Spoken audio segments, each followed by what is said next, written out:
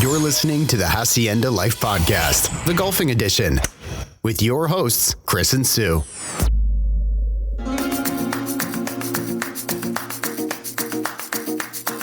Hi everyone, and welcome to another episode of Hacienda Life. Before we get into the crux of things, I just wanted to point out we're recording this remotely, so I'm over in the UK, and Sue is on the resort over in HDA, over in Spain, and she was having a few technical difficulties with her laptop trying to dial into our remote recording session, so we had to use her phone to dial in. So the audio, in case you're wondering, sounds a little bit different. And like I say, it's purely because she was coming in over a mobile phone. Hopefully that won't spoil the content. Hope you enjoy it, and let us know. All right, Sue. So good to speak to you again. I mean, ignoring all the issues, we can work on those a little bit later. But nice to speak to you. Yeah. Is it stopped raining there? It stopped. We have had more rain this week, more than we thought we were getting rid of it, but actually it's come back again for another week, on and off all the time. But we are now seeing that next week's going to get brighter and better. So fingers crossed, we're nearly through the end of that bad winter weather time. But everywhere's greening up lovely, really nice. Brilliant. Well, we'll come on to what's been happening on that golf course. So, in general, though, are you how are things going in your new role as the sort of social manager for the golf committee? Hectic. It's busy because it's learning the new role and all the software that goes with it for doing all the mail shots and everything else, and the artwork and everything else. But it's really good fun. It's frustrating as well, pulling my hair out, but good. But because the reactions are good, I'm finding that I'm enjoying it, being more creative again. Okay. Because from the lockdown period, where everybody had to shut down, you couldn't do stuff and couldn't go out in bits and pieces, you shut parts down that you sort of don't use. If you're not, especially not working, if you read your books or you meet people socially, things like that. Because I haven't used the computer every day since I finished work, it's sort of like getting into the habit of getting back behind the computer again and doing bits and pieces. But I'm really enjoying the creative side of it, putting the right text together and, what are people going to listen to and are they going to pass it on, share it? So it's good. And in terms of, because I guess it's a little bit of a challenge at the moment because the golf course has been shut. And that, then with the rain, I bet you guys haven't really been getting much golf in the last sort of 2 weeks. No, we haven't. The golf course literally opened back up on last Monday, 5-6 days ago now, for 18 holes. And it's been 9 holes since December, early December. So it's a long time. And we were all pulling our hair out. And now we're all so going, yeah, great. So Monday, we did the Carver Girls group as a first practice. Everyone was like, get out on the golf course quick, there's no rain. Halfway through, the heavens opened. Oh, no. We were absolutely drenched and came back in again to the clubhouse. But we tried again the next day, on the Tuesday. The Tuesday was our St. Patrick's Day competition. Yeah. So we were hoping for a really good day. We got a really good après sorted in the afternoon. And I got as far as 4 holes in. And it came off. And I didn't want to come off. I was like, no, I'm going to stay out and enjoy this 18 holes. We haven't done it for so long. I want to do it. But literally 3-4 holes in, we were soaked. Even with waterproof on, we were soaked through to the skin. And so everybody came off. And except for one group, right? There was one group who kept going and was determined they weren't going to give in. I don't know how they managed because the greens were flooded and everything. So the competition itself ended up being called off because everybody came off and because it was unplayable. But they wanted to keep going and they did, and they came in. So did it give them a shout out? Who were they? They did. Well, Nick and Dawn Q, who were fairly new members to the golf club. And then, and they're British. And then we had a German lady and I believe a Belgian chap. And I can't pronounce his name properly. I must apologise. But Regina Müller, who's German, who was his playing partner, the four of them played, had a really good time, absolutely drenched. Well, I mean, their bags and everything took about 3 days to dry out, apparently. You know what? Massive shout out to them for doing it, because, I know. There's nothing more miserable playing golf when you're soaking wet. Well, you know what? To be fair to them, everybody came down and did the après golf afterwards. Right. So everyone went home, got changed, dried off, came back out again because it was hosted at one of the establishments, and we got a meal, burger and chips and a drink for them, right. all free and sponsored by some people. And so we ended up giving them a standing ovation for the whole place, because it was the least we could do to sort of congratulation for their sturdiness and sort of bullheadishness for continuing, and their stupidity for doing it as well. It's like, oh my God. So, but now we have to rerun the competition again because it was called off. So we've got to set another date. So the only date we can squeeze it in, because we've got so many competitions going on through this part of the year, is in May. So we're trying to find a date in the end of May to rerun it. Okay, so nothing official yet, but watch your space. No, but it's going to. Yeah, exactly. It's going to be a Saturday at the end of May. But what I thought would be interesting to tell you was that the type of game we were playing in the St. Patrick's is a Texas Scramble. Okay. Now, I don't know how much you know about the various golf games, but the Texas Scramble is where the four of you in a team plays a group, and the first person, you all drive off, and then you choose the longest drive or the longest shot after every shot. Yep. So you can, in theory, get down to the green quicker and faster, and it goes round, the whole game goes round quicker and finishes quicker. But haven't you got to... It's a really good competition. But haven't you got to sort of spread the, because you could have one big, person who's very good at drive all 18 holes. I thought you had to sort of... No, we do have to spread it. We do. You have to have 6 drives, and one of them has to be... Sorry, 4 drives between the four of you, and out of those 4 drives, one of them has to be a par 3. Yeah. So it's par 3 and 3 drives. And also with your handicaps are combined less 10% of the combined handicaps. So we, the group I played with, had 9 handicaps for the day. So we're only allowed to get so many points. So it balances out between the low handicappers and the higher handicappers can all play together evenly as they can, and benefit from it as well. And is it open to... If that makes sense. Yeah, and is it open to non-members? Can guests play? Yeah, we had a guest category and a members category. So a members category, to win a big boarded competition and trophy competitions, we have a ruling of you have to have played 6 federated games with us to win the big trophy and the big prize pot. So because not everybody is a full-time member or isn't here all the time because they fly in and fly out, we have a guest category which has an equal prize pot. Doesn't get the trophy, it gets a different type of trophy, but they are able to play and are on the same footing with handicaps and the team players and everything else. Now so we try and get the guest players. Sorry, go on. When I was a member of a club over here, we used to always call, if you got your name on the board, it was classed as a major. Right, so what you'll have to do is come up with some way of naming them so that if you win a major, that's a name on the board competition. So is the St. Patrick's a major? No, the name on the board, we have a couple of really specific games through the year. We have the Founders 2-day competition at the end of the year. Yeah. Middle of the year, we have a Chairman's Cup, which is 2 days. So again, these are gross and net handicappers. For the low handicappers to win, you get their names on the board. Right. So they're the really, really good players that are out then playing as well. And by the way, we do get... I've got to ask you though, Sue, are you a major or Brian a major winner yet?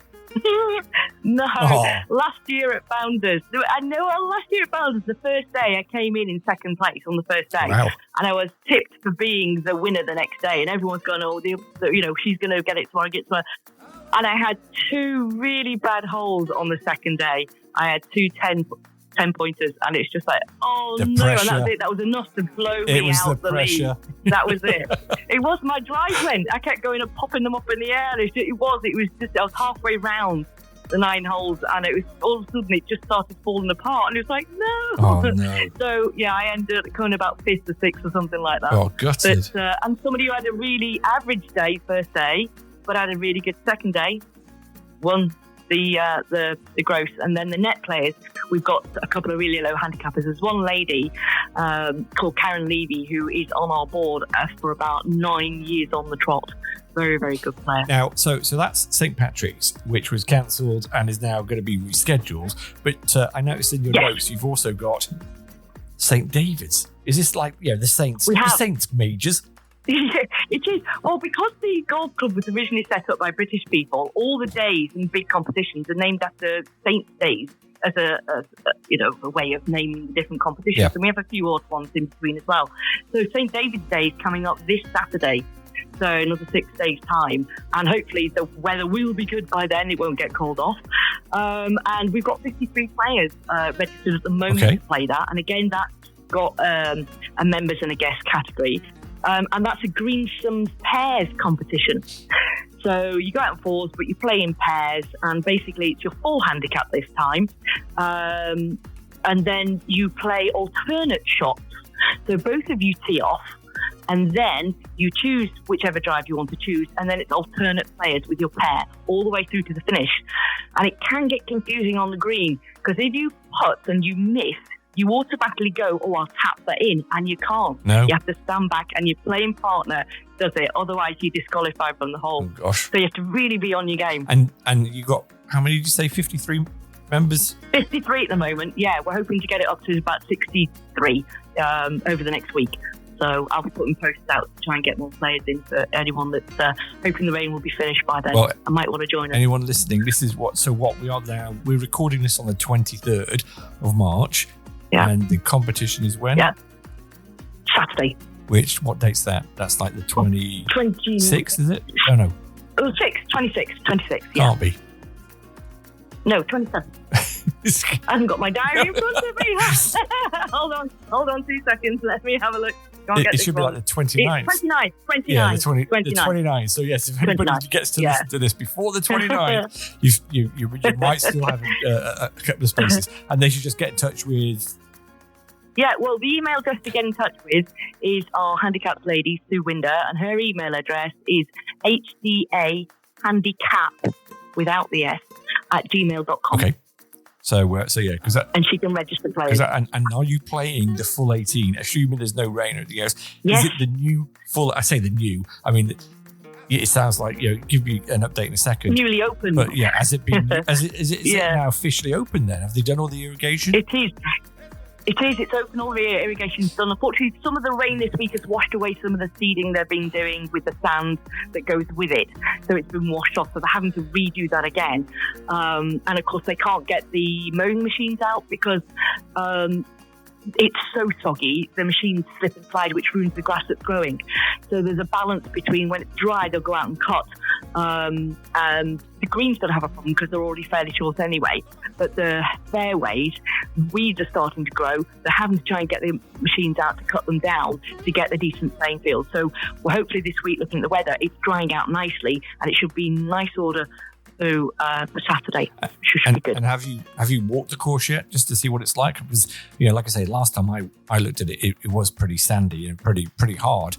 I would have thought with all this rain. Yeah, well, I played on Thursday. So although Tuesday was called off, I played on Thursday in a team game. Right. And we went all the way round. And I can't say it was really good yet because it's still in the stages with all this bad weather of trying to sort itself out. But all the works have finished. So all the pipes have been laid, they've all been buried and the channels dug. So it's just those channels now settling and regrowing the grass over the top of them, and the new season starting with the new grass growing with the heat when it comes. It should all start looking very nice. So September, I think, will be the earliest before we get a fairly reasonable sort of run through on the 18 holes. But thereafter, it will just get better and better and better. Okay, well, that's promising. Sounding good. So that's St. Patrick's, which is, like I say, reschedules. St. David's. Anything else coming up? We've got basically one a month coming up. Right. So we've got quite a few bits and pieces happening all the way through the year. So what I'll do is on our next podcast, I'll walk you through some of the competitions we've got coming up so people can see. And we're going to be posting all that on our Facebook. I'm already loading up our match play competitions are just about to start in April. Well, I did. So today I've loaded up I did see all the information. Yes, for that. I did see a post this morning about that, which is, I think I only saw a sort of outliner that basically said, look, it's they're going to be listed. This is how you can pay and all that kind of stuff. Yeah, it does. It tells you how to enter. You've got an entry form with all the rules and regulations. And again, it's 6 federated games to win the competitions, but you've got all year till the end of December or mid-December when it closes to have done your 6 federated games. So that's fine for the majority of people.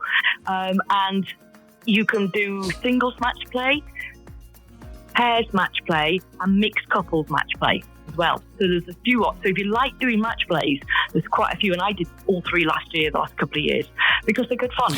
The single ones are obviously very competitive and really focused, and then the couple ones, it makes it a bit easier because if one of you's not on your top game, the other one might, and you hopefully one is and one isn't as on the hold as you're going round. So you still end it with a very good game anyway, but still very competitive. But it's a really good way for the golfers who want to actually perform and compete at a higher intensity than a normal game on your own. So these aren't competitions as such. These are just before the end of December. It's a rolling competition. I've got to get in 6 matches by the end of September. The end of December. So basically, so we have a match play and we have an eclectic running. We're just about to announce all the eclectic, and the eclectic is basically once a month on a Saturday. Oh, okay. So that happens every month, once a month. So you can join in on that, and you have to do a minimum of, I think, 3 or 4 throughout the year. So you don't have to do a high amount, but obviously the more you keep doing it, the more chance you have of reducing your score as you're going round because you're playing it more often. And then with the match plays, it's a knockout round. So say we have 5. Well, there's more than that. It's usually about 10 in each group. Okay, so there's 10 in each group. So say 10 mixed pairs, a lady and a man, do the mixed pairs teams. So the first 10 go in a knockout. It's drawn in a knockout. Who you're playing. Sometimes somebody might get a bye to the next round, to the quarterfinals, and then there's a semi-finals, and then there's a final. And you have to have played each round of the game, so your quarterfinals, semi-finals, finals by a certain date through the year to make them so that everybody's trying to keep up together. And you find that by the last quarter of the year is the last final of how many people are left, and then it comes down to sort of the 2 teams against each other in the last month, around about November time, ready for the December finish. Well, and of course, what I want to know is if you get through to the final at the end, is it a major? Is it a name on the wall competition? No, it isn't. It isn't. But I know. After all that effort. I know, but we are. There is a big presentation because Christmas we've got our founders gala dinner. Yeah. So with the founders competition, we also announce at that night the winners of the match play and the eclectics as well. So we round them off as a big presentation night. Oh, okay. So there's lots of people there to see it and hear it and clap and sort of enjoy the evening with them. Okay, that's quite good then. That's quite good. Mm. And in terms of have you? Because I think when I was over in HDA a couple of weeks ago, you said you and Brian were going away with someone else to go and play Mihas or somewhere. Desert Springs up near Mahaka. Yeah. Have you done that yet? No, we're going the first weekend of May. Oh, okay. So around about 6th, 7th of May is when we're going up there. So not too long. It'll probably be around in no time. And hopefully the weather will be lovely and warm by then. And, but that's a totally different course. And can that's we, a very... Can we expect a review? We certainly will. I'll be, hopefully by then, testing out some recording bits and pieces and perhaps do some insights while we're down there. Cool. And it's very much a desert course, which is why they call them desert springs. There's a few natural springs on there that they use for the watering and stuff. But there's cactus everywhere. So rather than trees as lines around the golf course, there's lots of cactus everywhere. So you've got to really watch where you're hitting your golf ball. Right. And there's lots of big boulders everywhere as well. So the boulders sort of break up where some courses would have ridges or water inlets or bunkers and things like that. They mix it in with all these other big boulders and the cacti as well. So it's very different to look at, but it's very nice. Very nice. Well, it's a good course to play. So how about this then as a bit of a challenge? I don't want to ruin your game, Okay. But it would be really cool if whilst you're going round, okay, make sure your phone's on silent, but you could do an on-course kind of little kind of snippets from people as you're playing. You know, get your phone, stick it onto the voice recorder, and just you know if they've in between holes or whatever, just get a quick kind of sound bite from them, and get a few of those, and then we'll be able to put them into the merge them into the review. You can be the on-course reporter. We'll certainly do that. There's about 8 of us going down, so there'll be various groups on the day, so we can do a few different people perhaps commenting for you and see how that comes across. That would be brilliant. As a little idea, like I say, make sure you've all got your phones to silent. We won't upset anybody. But yeah, just while you're, while you're in the buggy in between holes, or someone's just had a cracking shot, or yeah, or a hole in one, Oh, blimey. That would be good. But yeah, that'd be quite good fun. Thinking of future content and all that kind of stuff. Lovely. Sounds a good idea. Because I was. We'll see what we can bring to the listeners. Yeah, because I was on the lifestyle podcast. We've got some features. One for Simon and his pick of the props, and now we've got one for Mrs. P Wine and Dine reviews. So I was thinking, what could we do for the golfing one? I don't want to get left behind. And again, just for a bit of entertainment for people that listen in, and also for people that maybe aren't on HDA, we could just have a little bit of fun with it. So I was thinking, and I put something in the notes. I was thinking of 2 areas. One, which is people giving us their stories of when they've met celebrity golfers. And any stories they might have around that. And also, the one I'm more interested in is the confessions one. So I'd like to get, because I think Brian mentioned confessions of the golfer. Yes, because Brian mentioned last time about when we did the where common sense fails bit. And I think Brian said, you know what, try and keep that in because he quite liked it. And I thought, well, okay, we could do that, or we could try and turn it into confessions, golfing confessions.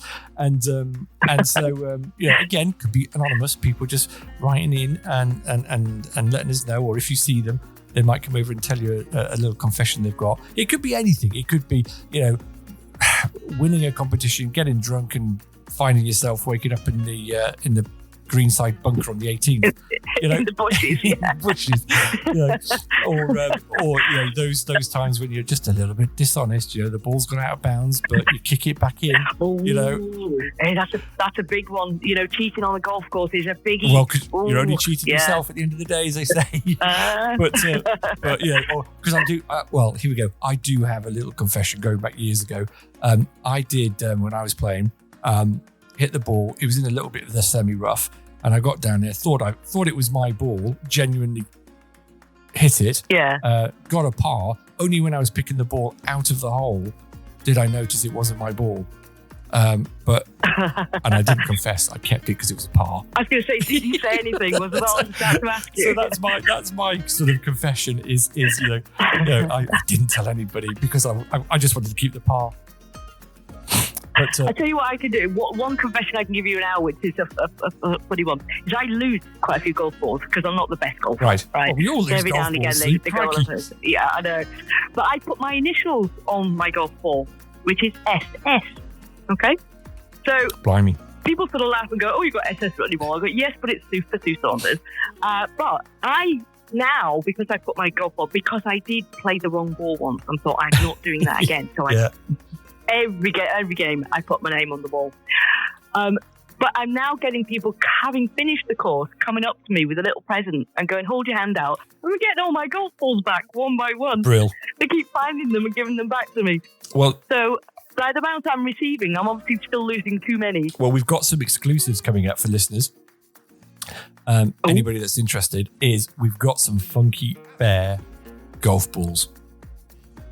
Oh. So you could be part of an exclusive club, right? Where you've got the Funky Bear golf ball. There's not going to be many of them, so anyone that gives us a confession will automatically get some golf balls with the Funky Bear on it, so they can use those around the golf course. Brilliant! What a brilliant idea! So they will be coming with me when I come out. Okay. So I'm out on the 15th. Okay. So it'd be nice if we can get some before then. But I just thought it was just a little bit of fun, a little bit of a few freebies for people giving us their confessions. Well, with all these body competition après parties we're having, I'm sure we'll be able to get a few confessions from people. Yeah, not that they're aware of them. I don't know if we can do that. Well, I might have to tell them that afterwards that I've recorded it. But the other one was because again, I thought, well, golfing celebrities, have we got any stories? And I just thought, well, I remember one. It was back in 2000, so it's quite a long time ago. And I was over in Atlanta.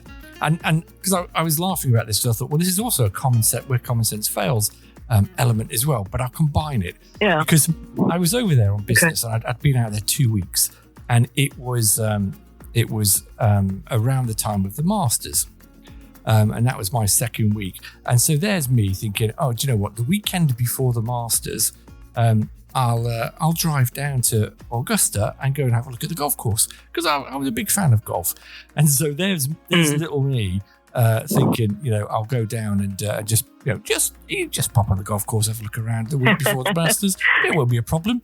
And I don't know if you've ever been there, but the impression is when you see it on the TV, it looks fantastic. The greens and everything else, it just looks glorious. So there I am driving down, and I'm in Atlanta, and I'm not being funny, but it's a bit of a dive. And I'm driving down this road, and it's that typical kind of, the big sort of signs on the side of the road, those big kind of notices. The big boardings. Yeah, big boardings. And I'm driving down, I'm thinking, it's not down here, is it? I drove past it 3 times. Because it's just like a little kind of entrance, and it go down that. Is it called Magnolia Drive, which is the drive down to the clubhouse? So anyway, I found it. I thought, oh, there it is. I went to turn in, and of course, this big burly security guard, stops me, and he goes, "What do you think you're doing?" I'm like, "What?" Just thought I'd come down and have a look at the golf course just before it starts. And he's looking at me. And he's looking at me, and I'm kind of getting away with being an idiot because of my accent. And he's because you're English. Yeah, and he's like going, oh man, you ain't got no chance. He says, you do know it's the Masters this week. Oh yeah, but God, they haven't arrived yet. That's no problem. So he basically politely turned me away.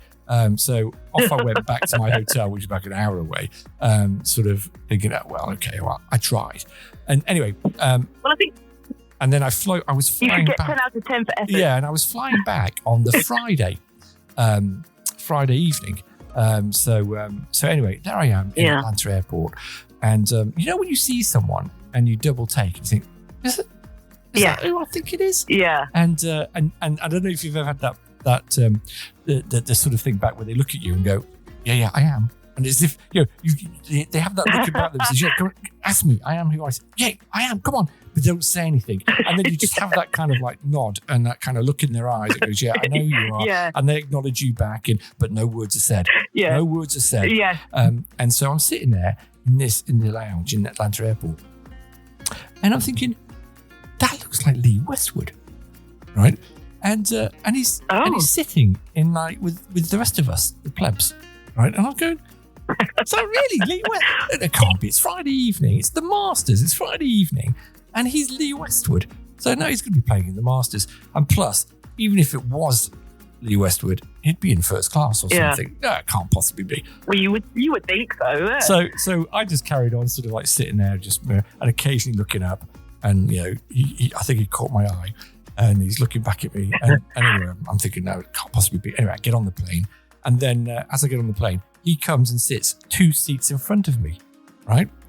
And I'm thinking, it can't be Lee. He's in castle class, right? And so at that moment, I get my phone out. And I'm going, is Lee Westwood at the Masters? He'd missed the cut, right?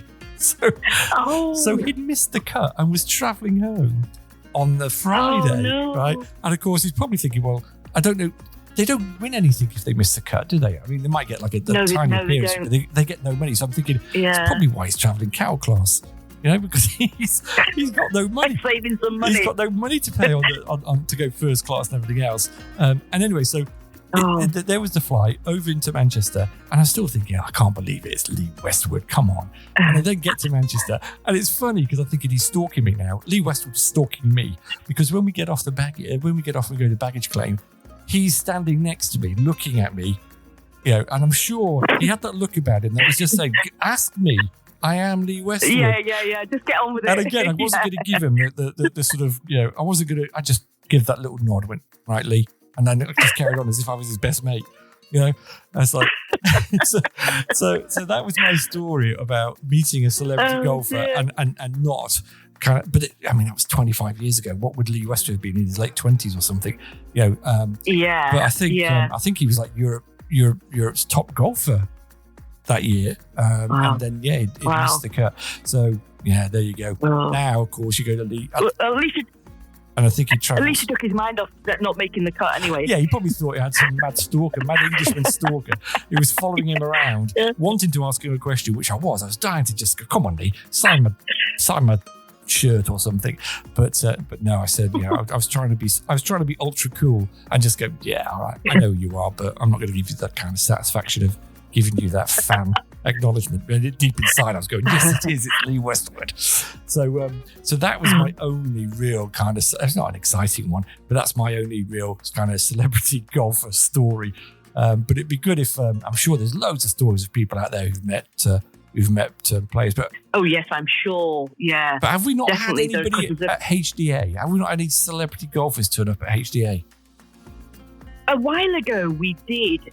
We had people who, there's a European circuit and they come and they play. And also at the moment, we have the youngsters coming through who train here when they come through on the circuit as well. Okay. So then they come and join our roll-ups. So they'll come as a guest and they'll play every now and again and then they'll disappear again. So, but none that I could sort of, name and go, "Oh, so-and-so," and everyone would know who he was.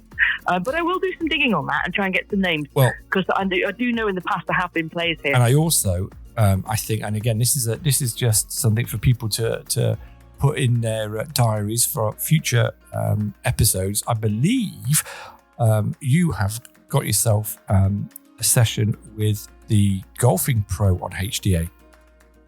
I have, coming up in May. In May.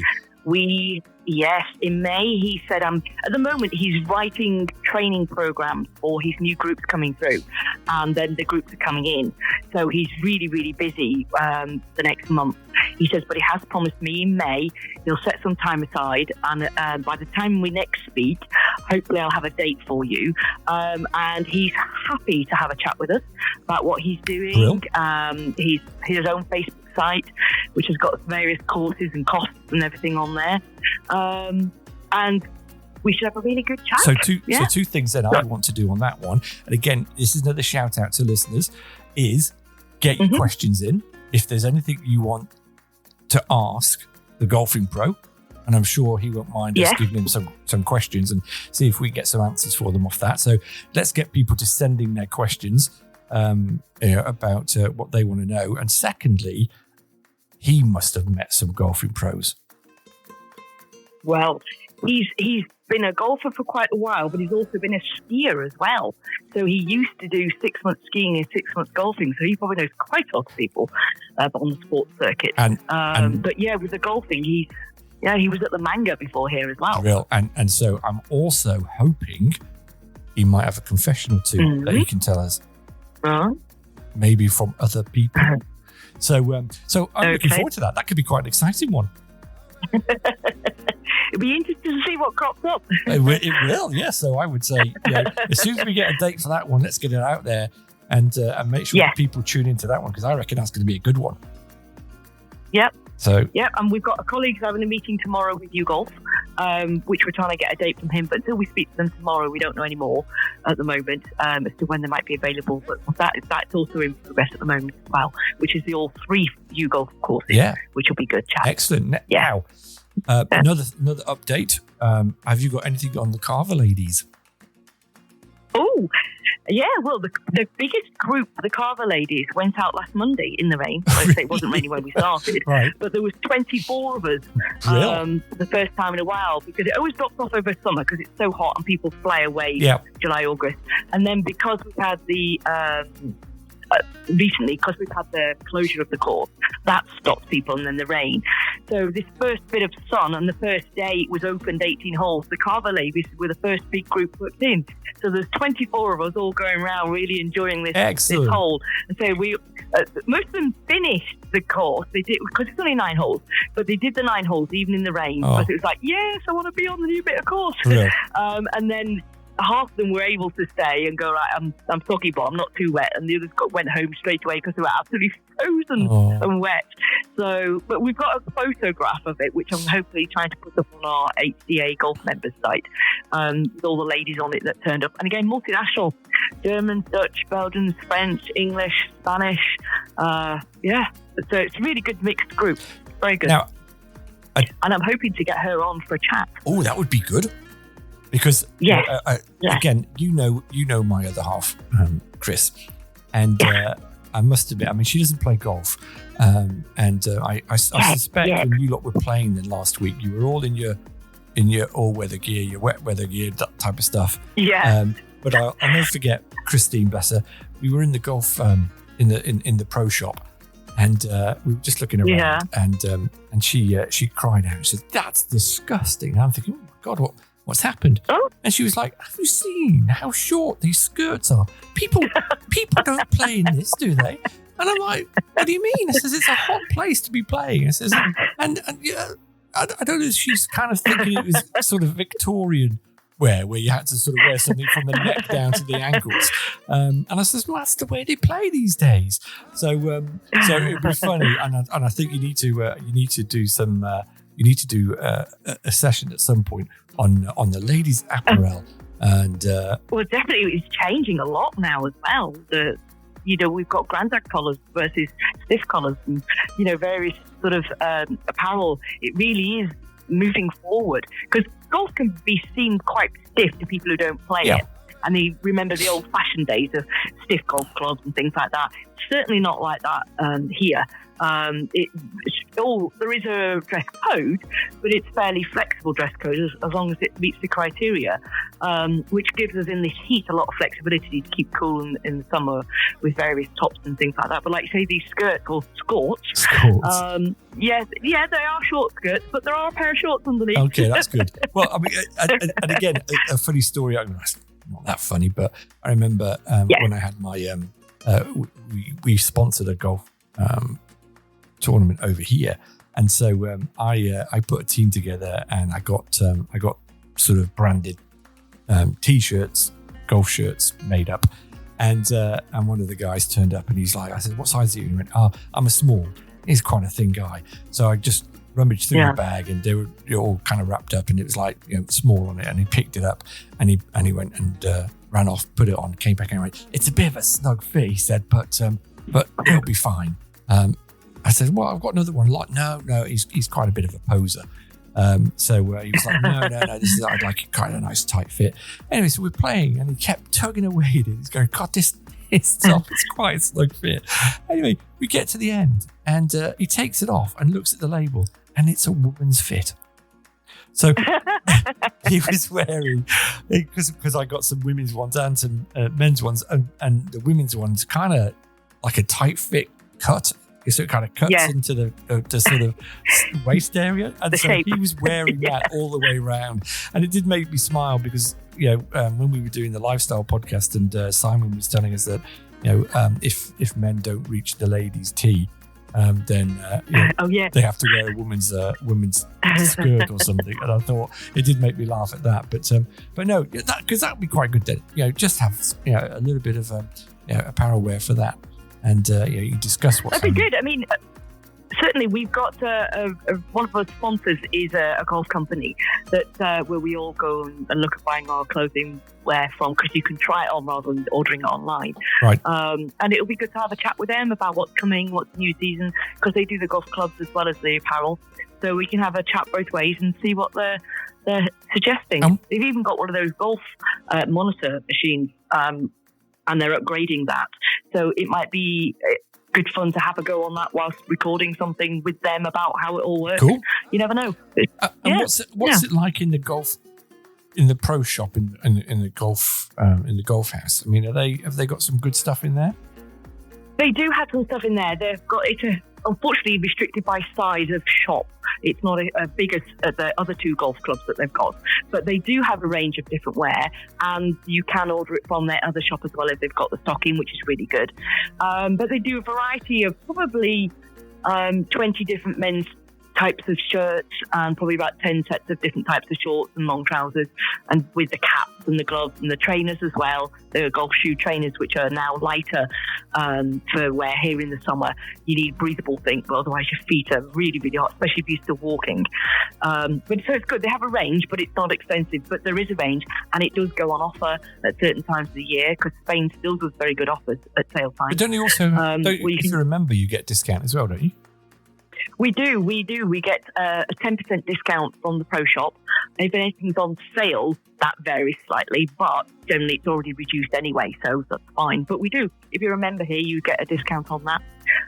Let's say you get all the latest colours coming in, all the latest patterns, all the latest breathable wear, all the new tech, things like that. Okay, cool. Yeah. And just a quickie, I should have asked you this about the condition of the course. With all this rain, are buggies banned? Well, funny enough, that was one of the big questions.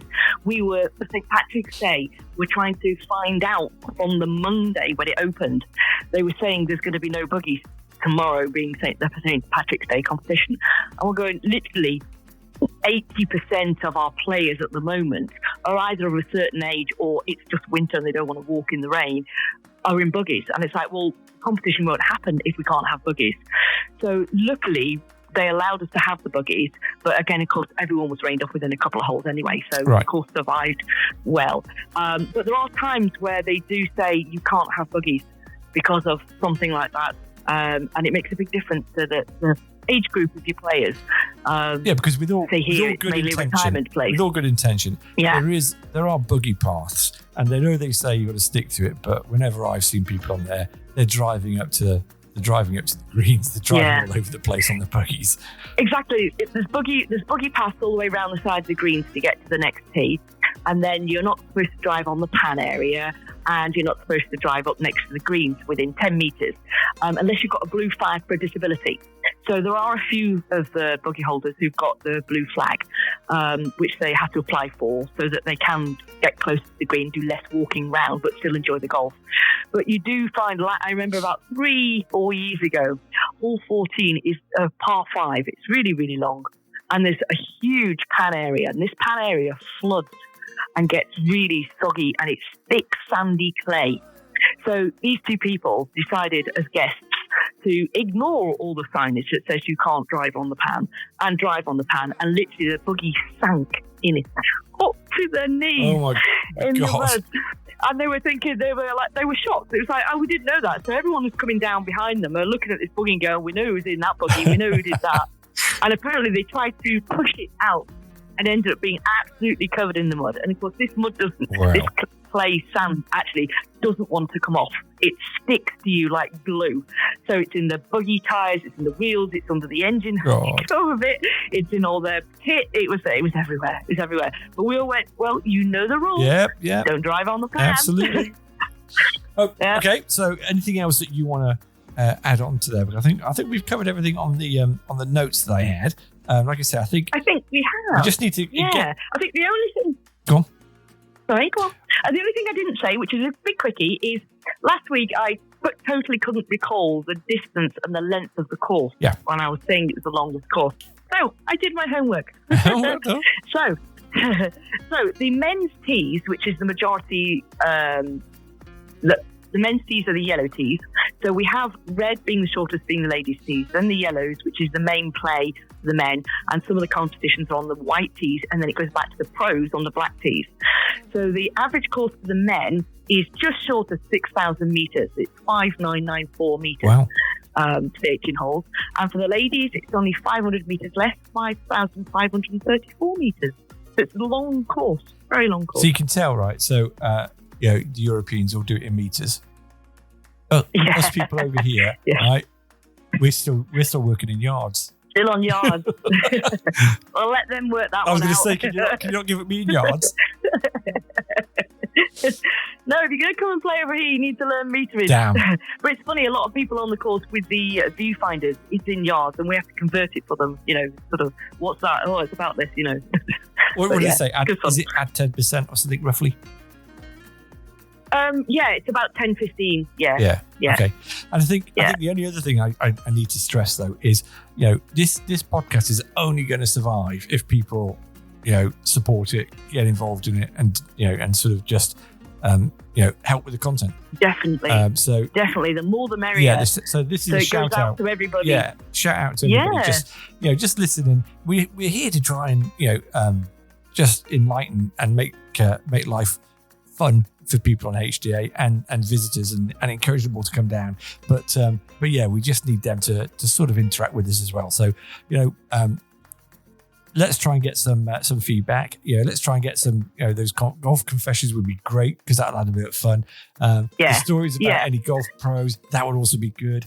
And don't forget, we'll get these Funky Bear golf balls out to people that are contributing. And I'm out on the 15th, so round about then it'll be good. I'm determined to get around to golfing. I haven't played for a while. Well, good. I'll introduce you to the players up there. Okay. On the balcony of the clubhouse, and have a nice drink in the sunshine, the beautiful views we've got up there, and let meet a few people, and see if we can get a few stories out of them. But we'll get some lined up for you for when you're over as well. It'll be good because I kind of feel a bit like Banksy at the moment. Because people are going, who's this Funky Bear, right? Because Simon's posting it a lot on his, but no one really knows me. Yeah. So it's quite good fun. No, I know. You're the secret undercover. so I quite like this anonymity. So I'm just a voice at the moment, and this Funky Bear thing. So no, it'd be good to meet a load of people out there and just see if we can start pushing this up. In that case, let's call it a wrap. Hopefully we'll get this out for Wednesday and start to put it on the website and also on Facebook. And in the meantime, anything else, give me a shout. Thank you very much. All right. And hello to all the listeners that hopefully for now and the future, building each time we speak. Absolutely. Brilliant. Thanks. Yeah. Sue. All right then. Speak to you later. Thanks very much. Bye.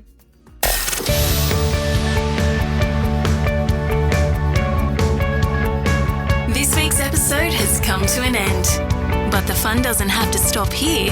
If you have any questions, suggestions, or feedback, head over right now to Twitter and Facebook and like, share, and get involved.